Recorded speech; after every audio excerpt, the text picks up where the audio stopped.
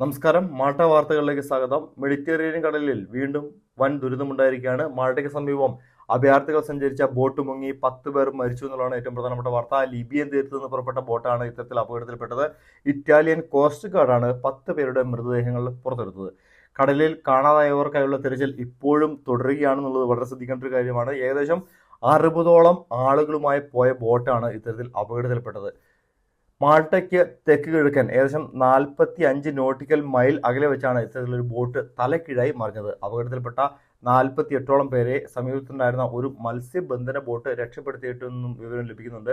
Maltese അധികൃതരുടെ അഭ്യർത്ഥനയെ തുടർന്ന് Italian cost ഗാർഡിന്റെ petrol boat ഉടൻ തന്നെ സ്ഥലത്തെത്തുകയും ഇവരെ രക്ഷാപ്രവർത്തനത്തിലൂടെ പുറത്തിറക്കുകയുമായിരുന്നു ഉണ്ടായിരുന്നത്. എന്തായാലും ഇപ്പോൾ കൂടുതൽ ആളുകൾക്കായി ഇറ്റലിയും മാൾട്ടയും സംയുക്തമായി കടലിൽ തെരച്ചിൽ തുടരുകയാണെന്നുള്ള വിവരം ലഭിക്കുന്നു.